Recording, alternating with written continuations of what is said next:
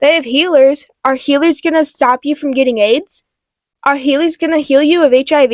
Well, how much honey was in these buns? They're slick with sweat and covered in blood and sticky with mud and grossness. Oh God, stop. I was like, please, spare me.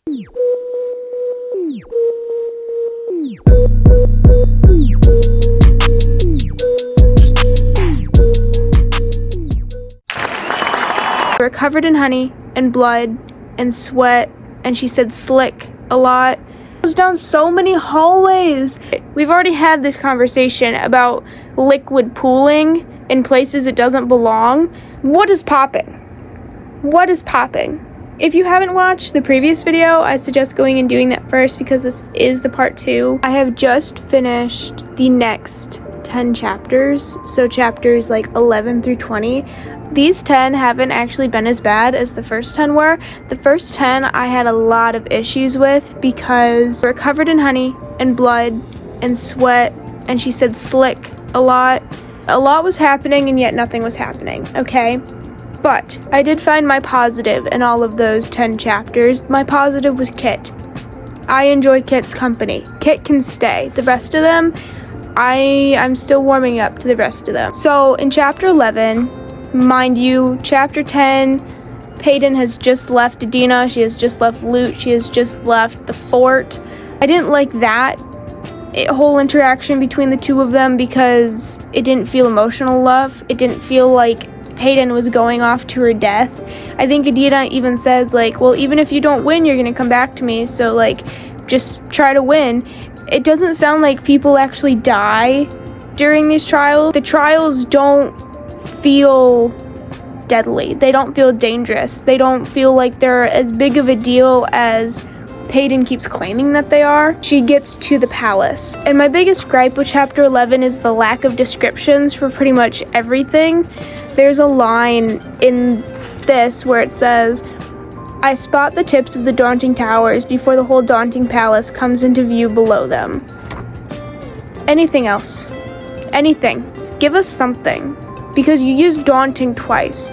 You could use any other word to describe the palace, and you chose daunting. The reason why using daunting twice didn't feel good was because she describes it as being lovely. She describes it as being gorgeous, and I don't think the palace is honestly that big. Like, she's talking about walking through the palace, like, in later chapters, and it doesn't feel that big.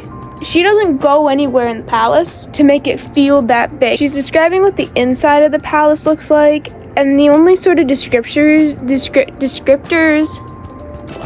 we ever get for the inside of the palace is gilded molding, like crawling up the walls and onto the ceiling, and then paintings. Like, that's it. For like any descriptor ever in the palace, it is crown molding and paintings. She finally gets into the palace, into the castle. She describes the entirety of it just being white. Like, everything is white except for pops of green emerald that dot the hallways we trudge down. But she doesn't ever describe what the pops of emerald are. Are they like actual emeralds embedded into the walls? Are they emerald carpets? Are they emerald drapes? Are they emerald vases? What is emerald? It's just pops of emerald. I don't understand pops of emerald. I need to know what is emerald and what is white. When they get to the courtyard itself, they don't describe the courtyard either. The ground is cobblestones, and there's like a staircase up to like the main door, and there's a fountain with statues scattered around it, but I don't know what she doesn't describe what the statues look like. I don't know if they're human statues. I don't know if they're animals. I don't know if they're like wild alien beasts. I don't know if there's like lore behind the statues. It just says statues.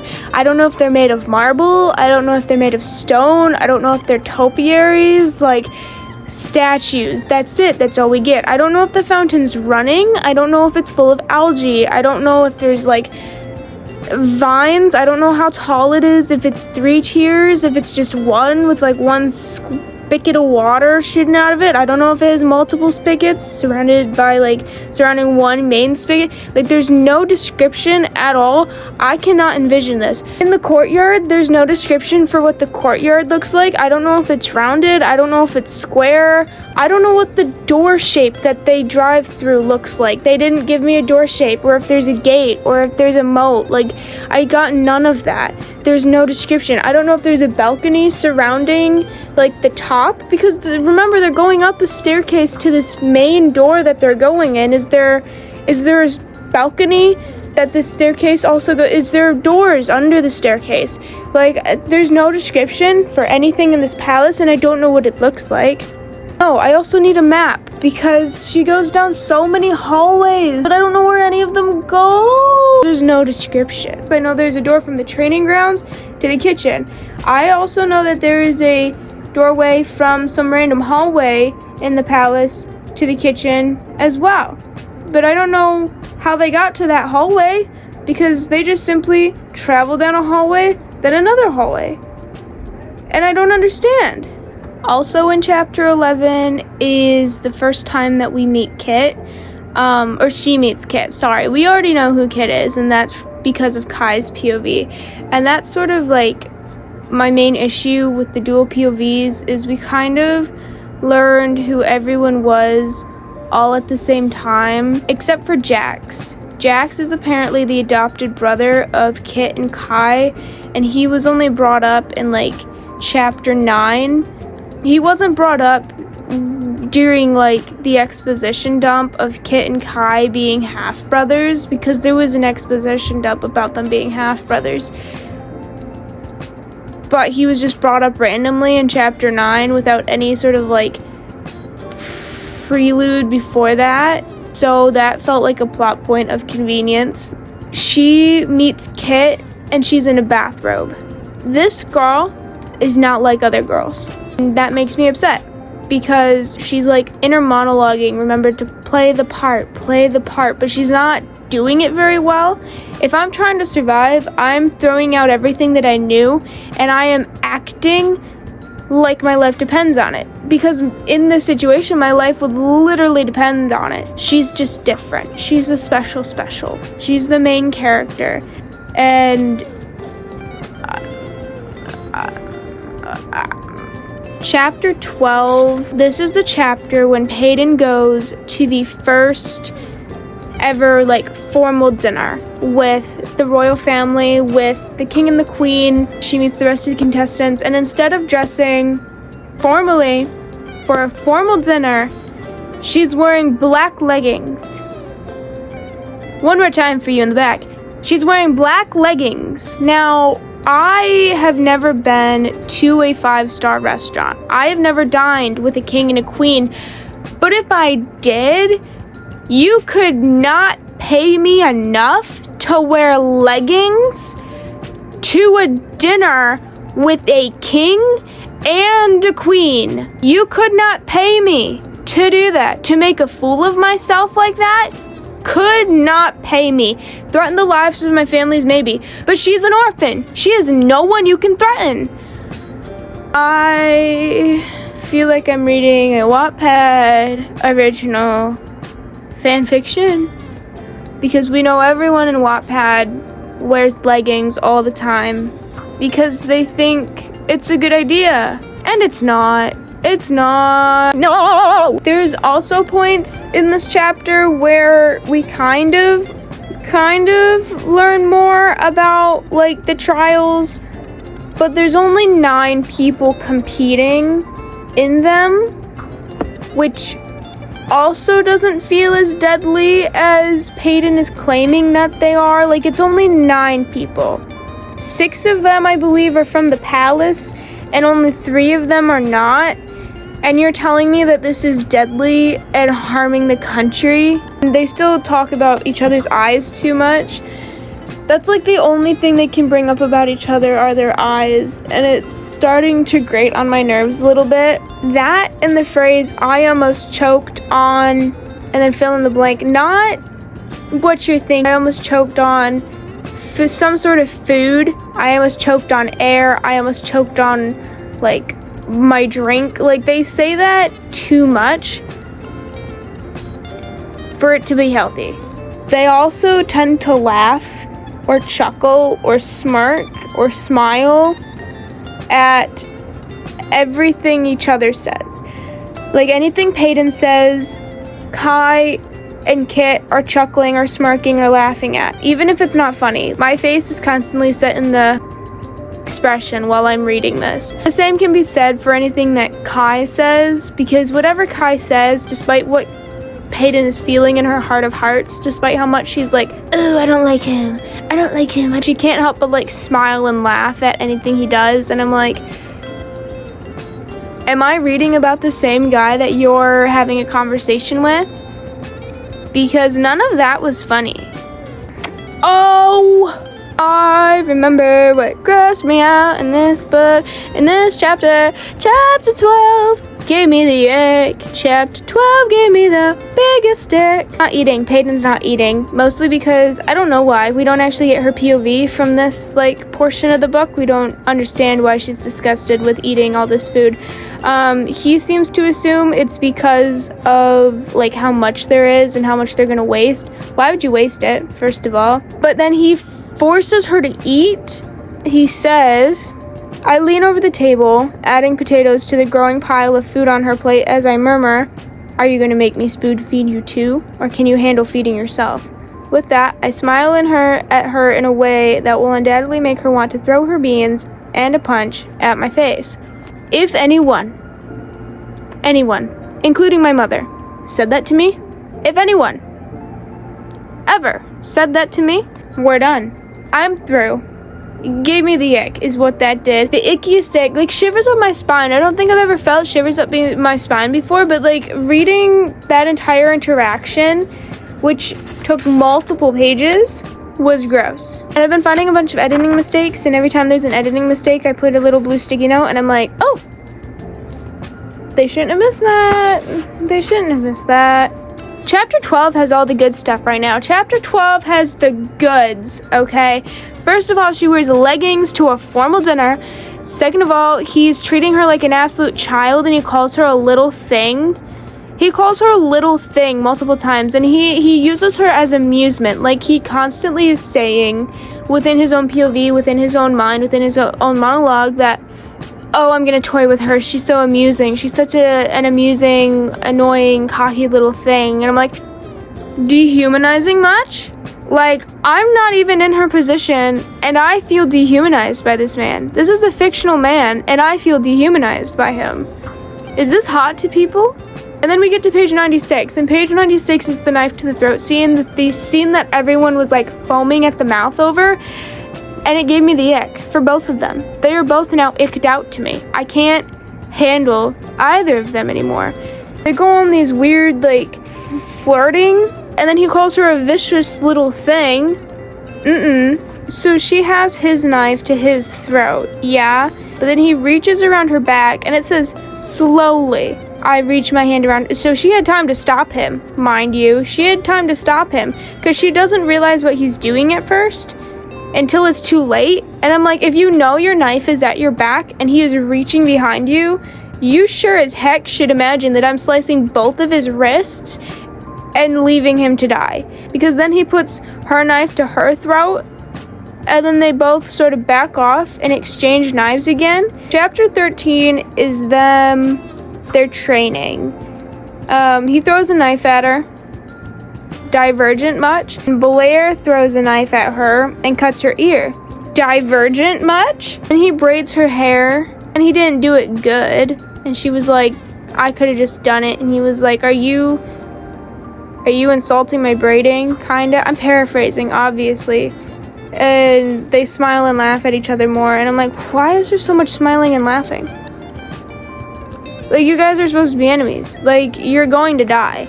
Chapter 14, the interviews. Right. You're gonna love this one.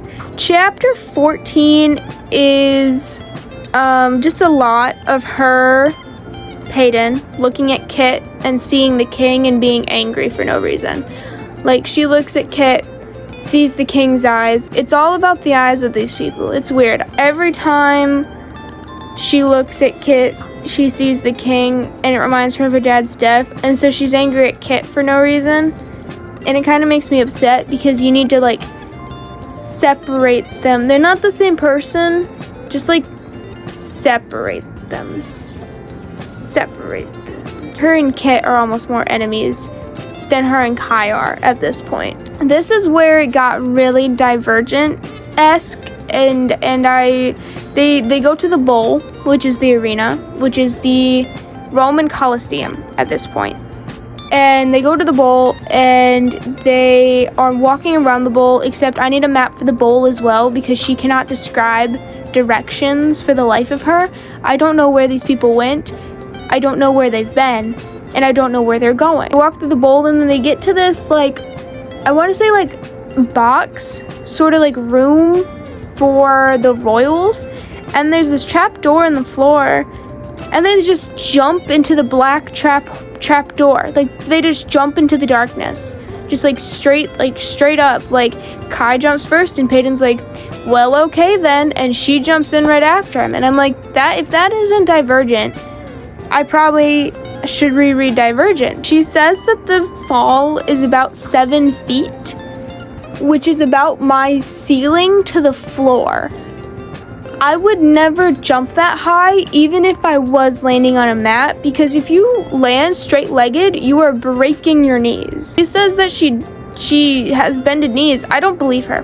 I believe both of her knees are broken. There is no way that you're jumping that into darkness and not breaking something. Just like a straight jump, like no jump and roll, like nothing. Now that they're in this hole, they're in the hole, and it's just like a sitting room.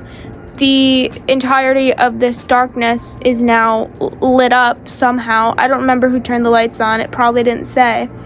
And they're just in this sitting room, and Peyton sort of talks with Andy.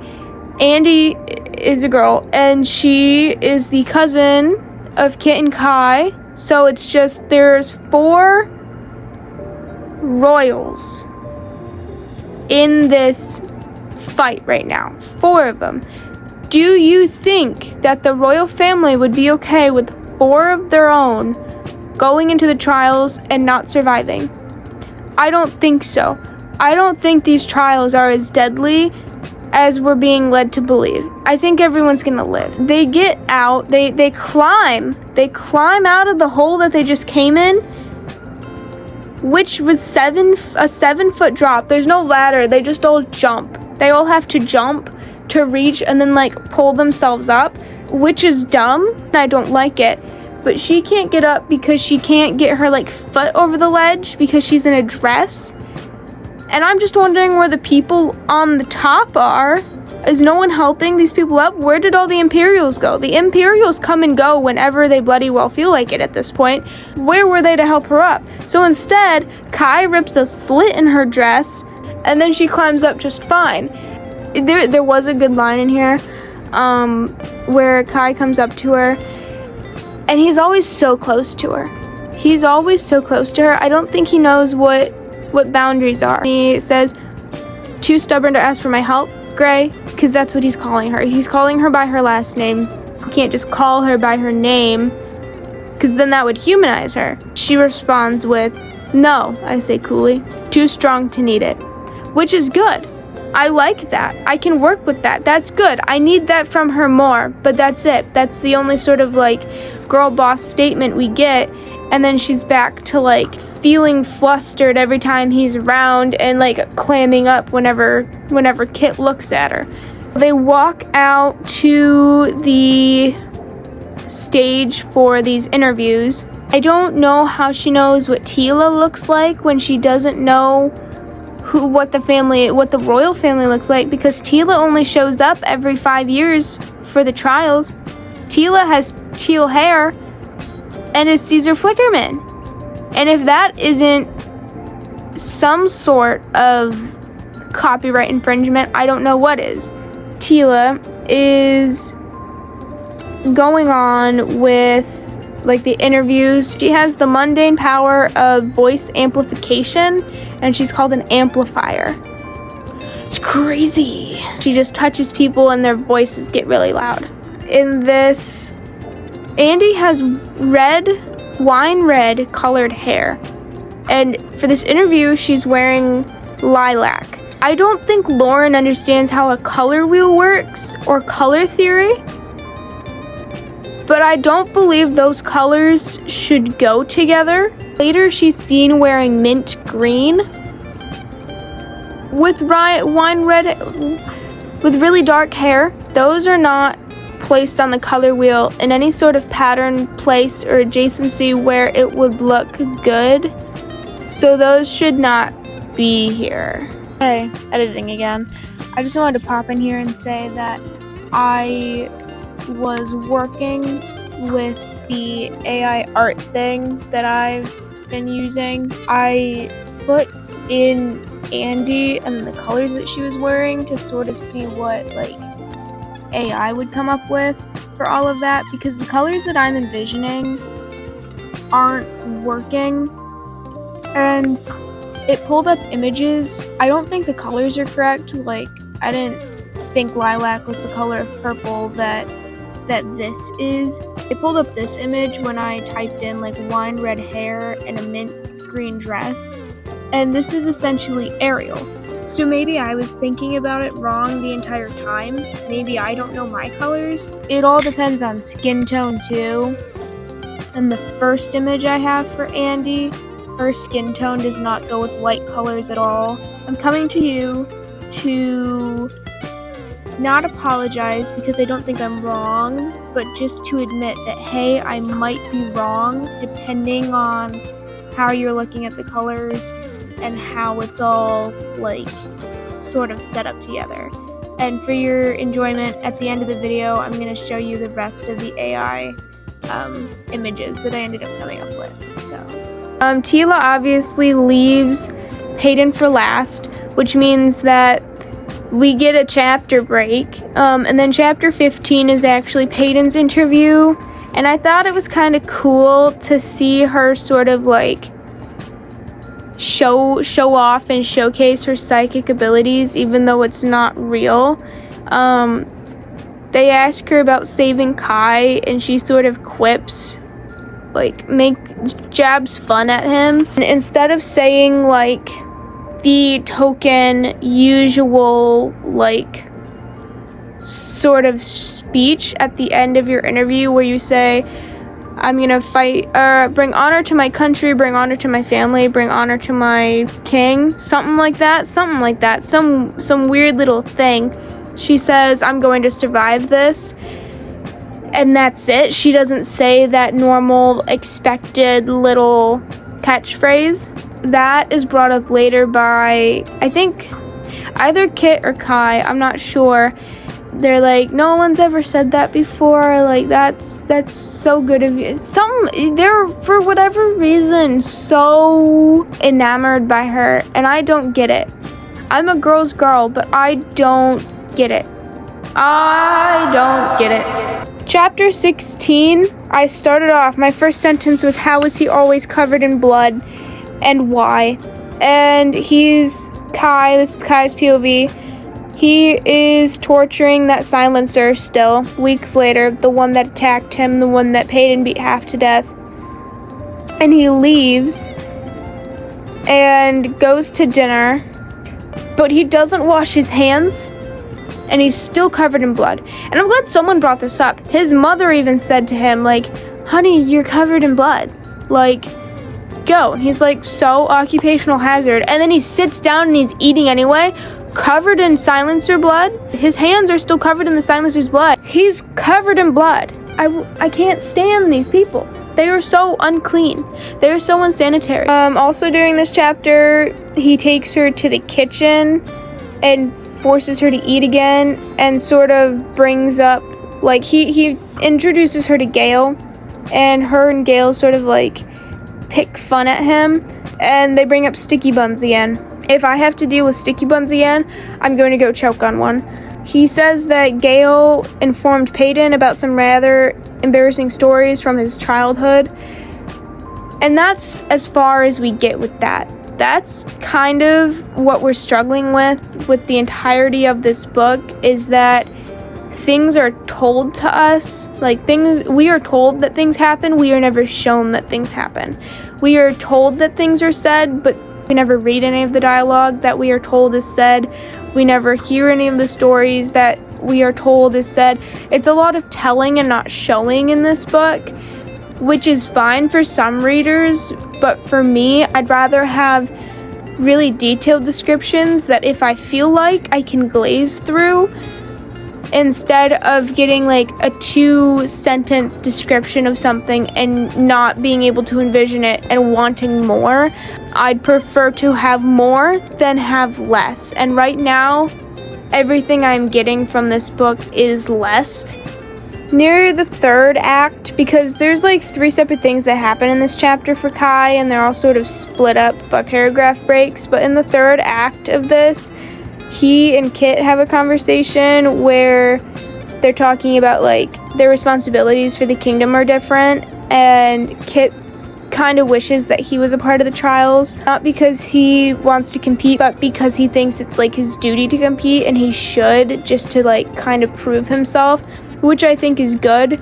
Kit is pretty much the only fleshed out character that we have right now. Like, we kind of see his wants and his desires and like his needs more than we have our main characters even. Our main characters, especially Peyton, kind of feel like they're stuck in a woe is me sort of state, and I'm not really vibing with it. I need more depth from them. At the very end of chapter 16, he goes and he puts his hands on Peyton again, and he's trying to teach her how to punch. He already says she's really good, that she doesn't need practice, and so he goes and he puts his hands on her and like teaches her how to get back into stance and like throw a proper punch, which was weird and I didn't like it. And finally we get to chapter 17. And chapter 17 is a fight scene, but it is a fight scene between Kai and Peyton, and they're fighting each other, and I don't like it. I know they're supposed to be enemies to lovers. I know this is sort of like their thing, but I don't agree with laying hands on each other. If it's in a case of like war, if it's in a setting like the Hunger Games, if it's in like life or death, that's fine. For training like this, for like just because she wanted to fight him, not necessarily because he wanted to fight her, I don't agree with it. Especially with at the end, he's describing how like beat up and bloody her face is. Like, she has a broken nose and like blood is dripping from her nose and her mouth, and like she's covered in mud and dirt and stuff, and I'm like, that's awful. Like, that is awful. Lauren can write fight scenes well. That is one thing that I've liked about this book, is that the fight scenes are clean, they're concise, they're pulled together. But I did not like this fight scene. Chapter 18 is Peyton's POV again. She's sort of talking about how, well, she tells us that a fight broke out between Ace and Braxton. We don't get to see that fight. She tells us that the country is corrupt. Doesn't explain how, she just says that it is. So Kit comes up to her, he says, "Hey," he says warmly, "mind if I walk you to your room?" Yes. This is her inner monologue. Says yes. Not at all, I hear myself say through the teeth I'm flashing at him. I get it's supposed to be like a not at all. I despise it. And it's said twice at this point. This is the second time that it's been said like that. He also asks her to be his partner to the ball the day before every single trial. I don't know how long the trials are, okay? That is something that hasn't been explained. It's not been explained how long each trial is, but it has been explained that in between each trial, there is a week of rest for whoever survives, I guess. I don't understand how the trials work. Like, this is the main plot of the book, and I still don't understand how the trials work 20 chapters in. I don't understand the main plot of the book. And then she remembers that she left Adina at home because Ellie's like, "Hey, we're gonna hire you a seamstress." And Peyton is like, "Oh, I have a seamstress." And then she feels really guilty because she's forgotten about Adina. I haven't forgotten about Adina, and I'm not Adina's friend. I'm like, hey, when is Adina coming back? Adina's gotta come back at some point. There's no reason that you would bring her out so many times and bring up that she's a seamstress. They're bringing Adina back to be Peyton's personal seamstress. I remembered that Adina existed, but somehow Peyton didn't. And so now Peyton's feeling guilty because she forgot Adina back in Loot. And for some reason, she told Adina that she was gonna come visit her during the trials? Like, obviously that's not gonna happen. I am wondering how Peyton is allowed to have a knife on her. She constantly has a knife on her. I feel like all weapons should be confiscated from everyone because you're threatening the life of the king and the queen. Like, you can't imagine everyone is okay to be here. So you're putting the life of the king and the queen in danger. Especially because Kai knows that she doesn't like the royals. She doesn't like him. Why does he think that she likes everybody else? She is a danger to this royal family. She will kill them if she has the chance. I feel like this isn't obvious to enough people. But chapter 19 also gave me the ick because Kai comes to teach Peyton how to dance. He comes to her room at like midnight and then takes her upstairs to his personal bedroom, not the bedroom in the competitor's hallway. And she sees his bedroom and she describes his bedroom really well. His bedroom is pretty much the only room I can envision at this point. He teaches her how to dance, which is weird because he puts his hands all over her and it makes me feel uncomfortable, and I'm not even in her situation, but if I feel uncomfortable, she should definitely feel more uncomfortable because I honestly just think he took this opportunity to touch her because Kai doesn't tell Kit that he taught Peyton how to dance. He honestly doesn't bring it up to Kit at all. He just teaches her how to dance, puts his hands all over her and leaves it at that. I'm gonna read you this sentence. See if you can explain to me who is saying this. Do you wish it was you? He blinks, dark lashes fluttering. Do you wish you were the future king of Ilia? The heir? That is Peyton speaking. But it's not brought up that Peyton is the one speaking. It is written to look like Kai is the one that says it, but he's not. The end of 19, after they get done dancing, she goes and she picks up Adina, and then they go home. Chapter 20 is the ball, okay? Chapter 20 is the ball, but it's from Kai's POV, so I more than assume that chapter 21 is going to be the same, but from Peyton's POV. Apparently all the women wear green, like emerald green, or really any type, any shade, tone, or texture of green in honor of the country because the country's color is green. But instead of wearing green, Peyton wears silver to match her hair because she thought that was a good idea. I really don't understand what her motives are because she wants to remain invisible and she wants to play the part and she wants to get a bunch of votes, but how are you gonna get and I don't understand what the votes do either. Like, they vote for people. Apparently the people vote for their favorite competitor in the trials, but I don't know what it does. I don't understand what it does. The trials haven't been explained and I don't understand what it does. How does she expect to get votes if she's actively disrespecting the country, which people have so much loyalty to? I just want to understand. She's wearing silver.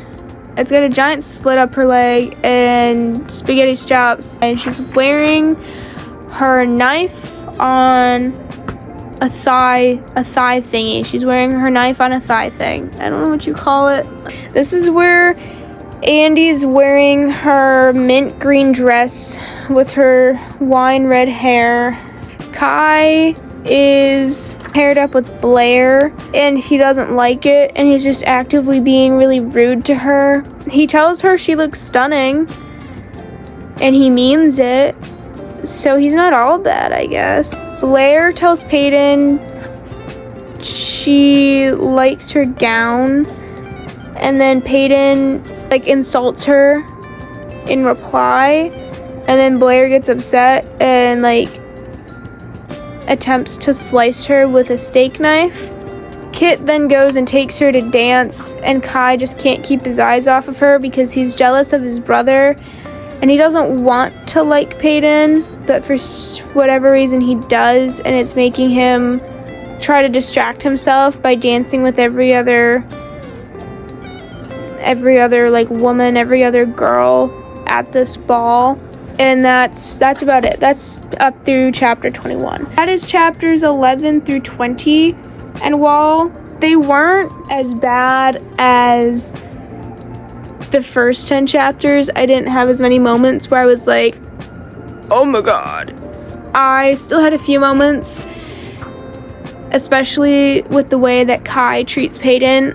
I guess I sort of have like the standard set for like women writers where I expect them to treat their female characters as people. I am going to read, 21 through 30, and I will update you again because this video is probably going to be as long as the first one. Now that I'm making this video, I'm probably going to get this book finished a lot sooner, and I'm going to send it over to my bestie, and then maybe the final video that we make will be a video of us together comparing our thoughts, comparing our feelings on it, because I definitely do think that this book is more for her.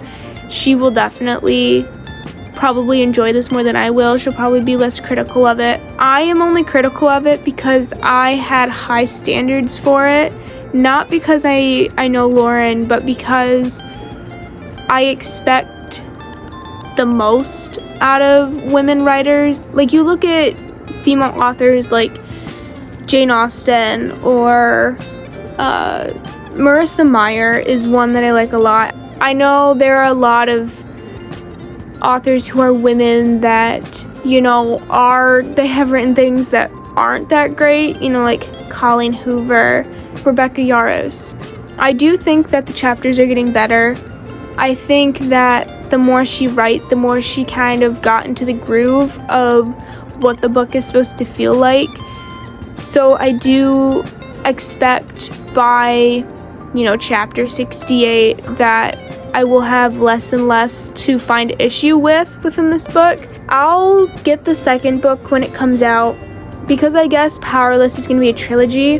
That being said, I think I'm going to leave off this video here. I will see you in the next video. I'm not going to say goodbye because I love you and I'm going to see you again, hopefully. Love ya. Stay safe. Peace.